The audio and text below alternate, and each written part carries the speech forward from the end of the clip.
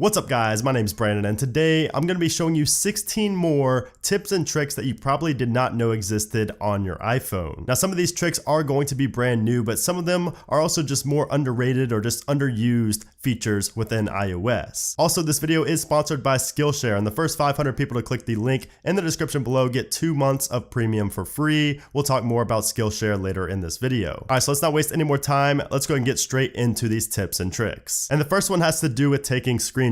So we all take screenshots, but did you know that if you take a screenshot and you tap and hold on the preview, you actually get the share sheet that pulls up. And from here, you could very easily send it as a message. You can text it to somebody, you can send it in an email, you can save it to your files, you can airdrop it really quickly, all without having to actually go into this and then, go into the share sheet or press done, save it to your photos, and then go into your photos and then do the action from there. So from here, again, all you do is take a screenshot, tap and hold, and you get all those actions right away. Because most of the time when you're taking a screenshot, the main reason for taking the screenshot is to either send it to somebody or to post it somewhere. So just a very handy trick here to save you some time. The next trick is a quick and easy way to send your location to somebody via text message. And all you have to do is type in I'm at and then space, and you'll see right here in the autocorrect section right here, it says current location. If you go ahead and click on that, it will automatically send your current location to that person. And obviously sending your location via text is going to be very useful for so many different scenarios, but you can see right here, just last weekend, somebody sent their current location right here because we parked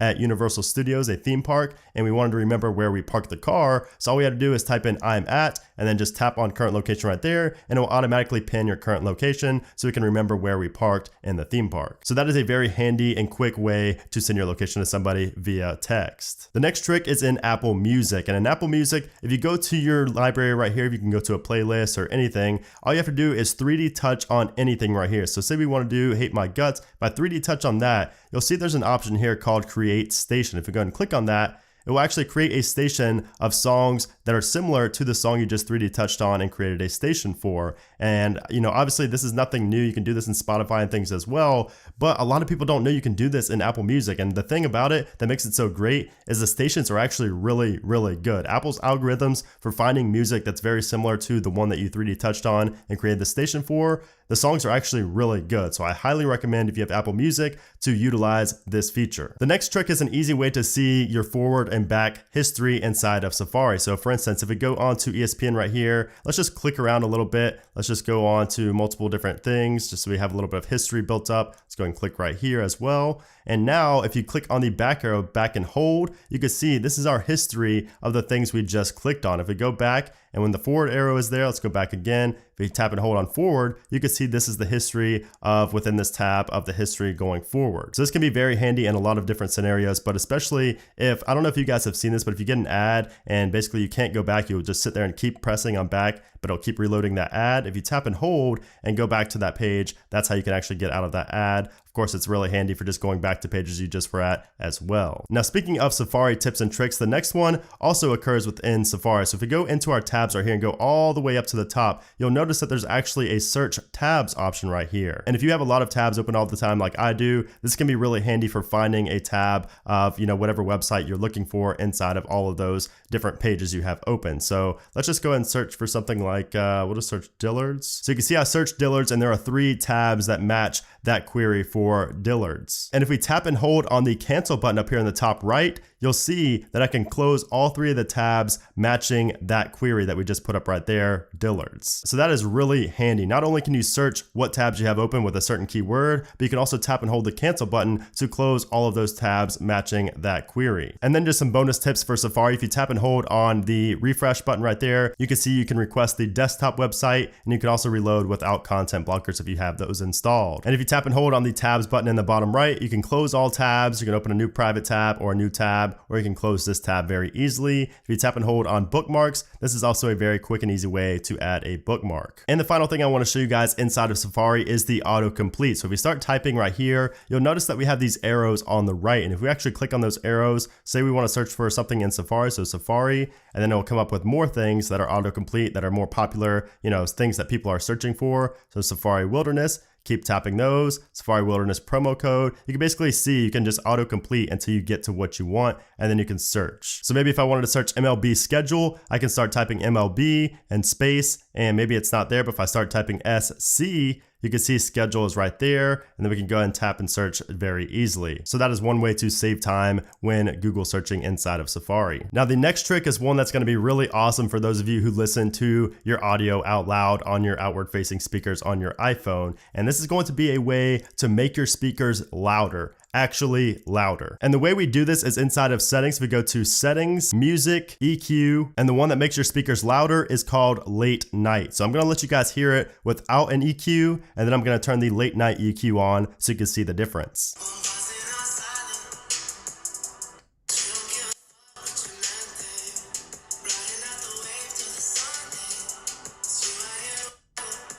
So hopefully you guys can hear that there is a difference in the audio as far as how loud it gets. It is definitely louder when you have the EQ set to late night right here. Now before we continue, let's take a minute to talk about today's sponsor, which is Skillshare. So Skillshare is an online learning community for anyone who wants to learn how to do something or just how to perfect what they already know. With more than 25,000 classes in iOS app development, web development, design, music production, and more, you are definitely bound to find classes that you will genuinely be interested in. And whether you just want to make some money by freelancing, if you want to prepare for a career, or even just to have the knowledge of how to do things, a premium membership is definitely the way to go if you want to master a skill. Premium is going to get you unlimited access to all classes on the site for less than $10 a month. That's like one meal from Chick-fil-A. People have always asked me how I learned to do certain things in my life, and I always say that I'm self-taught, which is partly true, but I also learn from sites like Skillshare. And this is especially true for a class I just recently finished up called iOS App Development for Complete and Utter Beginners. Surprisingly enough, and some people know this, but I never learned how to develop iOS apps. But after taking this course just recently, I have at least some clue about iOS app development. Now, of course, I'm not a pro yet. I won't have an app in the App Store or anything just yet, but there are other classes that I'll be taking that are more geared towards experienced developers. So I can say that now I'm at least somewhat of an experienced developer, so I can move on to some of the more advanced classes. So if you're interested in joining the more than 7 million creators learning how to create awesome stuff with Skillshare, sign up using the link in the description to get 2 months for free. And again, this is kind of a limited offer because only the first 500 people that click the link down in the description below get those 2 free months. So do not procrastinate. Go ahead and click on that link and get started with Skillshare today. All right, so let's get back to these tips and tricks. So did you guys know that you can see your warranty status and your AppleCare status straight from your iOS device? All you have to do is go into Settings, General, About, and you'll see if you're updated to iOS 12.2, you will see you have a new section here called Limited Warranty. And if you do have AppleCare, you will also get a section for AppleCare. If you click on that, it shows the estimated expiration date for your warranty. And again, it will be the same for AppleCare. So that is pretty cool and very handy, so you don't have to go online and log in to see when your coverage ends. So if you guys have a lot of folders and you always see the notification badge up there that shows you have notifications, but you don't want to sit there and scroll through all of the folders or all the applications inside the folder to see which applications have the notifications,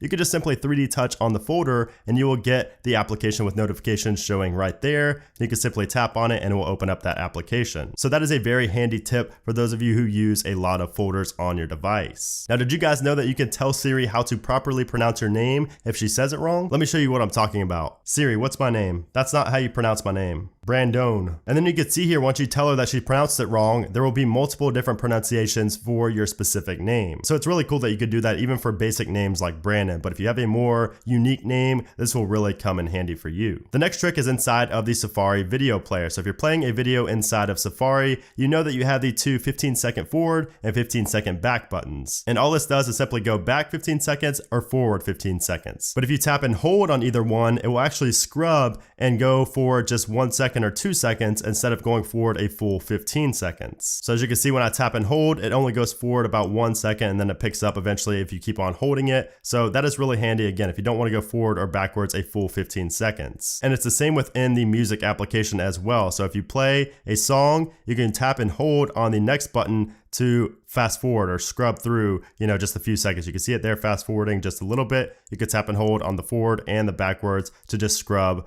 very precisely. Now, if you're big on adding events to your calendar, you're gonna like this next trick here. So if you go and tap and add a new event, so you guys will know that if you're creating an event inside of calendar, you're only gonna have the option to go every 5 minutes. So 5:05, 5:10, 5:15, and so on. But actually, if you double tap right here, you can see that it switches and it changes to every single minute now. So this is really handy if you wanna get a very precise time inside of your calendar event and you don't wanna just have to rely on every 5 minutes. But of course, if you double tap again, it will take you back to every 5 minutes. So you guys know that if you tap and hold on certain keys, it gives you like different ways, to type it out right there, like different languages and things like that. But did you know that if you go ahead to the 0 and tap and hold on the 0, that is a quick and easy way to get the degrees sign. And I don't know if you guys did this as well, but I would always have to go to Google and just copy the degrees sign when I wanted to post it on social media or something like that. I didn't know you could actually get to it straight from the keyboard. And of course, you could do it for the money sign as well. So if you wanted to get a different currency's money sign, you could do it by just tapping and holding on the money sign. If you tap and hold on the quotations right here, you can see you could get different quote marks, like different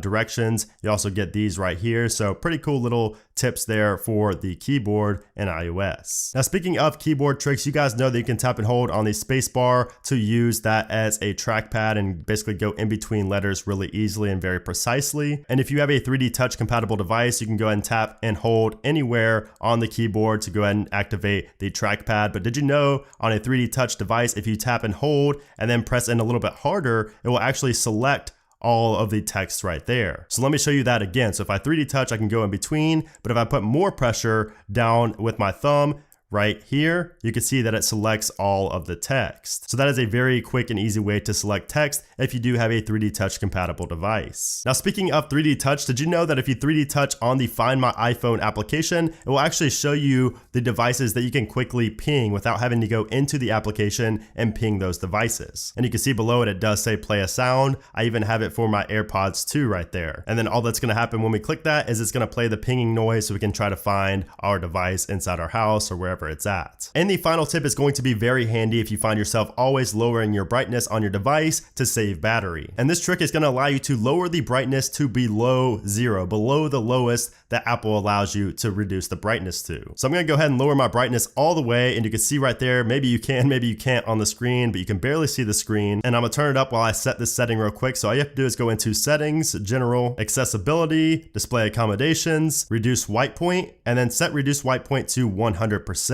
And now if we lower our brightness, you can see I myself in person can really see nothing on the screen right now. It's below 0, below the minimum brightness allowed by Apple. So this can be really handy if you're trying to save battery and you want to get the lowest brightness possible. If you don't want to turn your device off or anything like that, this is the way to do it. Now let me try to figure out if I can even turn my brightness up. I can't even see anything on the screen. There we go. So you can see that's halfway. It is a little bit dangerous if you don't know where everything is on your device, but let me go ahead and turn that off. But that is a very nice way to save some battery if you really need it, if you're really in a pinch. So anyways, guys, there you have it. Those are 16 tips and tricks that you probably didn't know existed on your iPhone on iOS 12. Hope you guys enjoyed the video, and I hope you learned at least one new thing from this video. If you did, make sure to hit that thumbs up button. Also, make sure to check out Skillshare and you get a free 2 months. You really have nothing to lose. Go ahead and click that link down in the description below. Again, it is limited to the first 500 people. And of course, make sure you guys do subscribe so you don't miss the next time I make another tips and tricks video. This is just episode 2.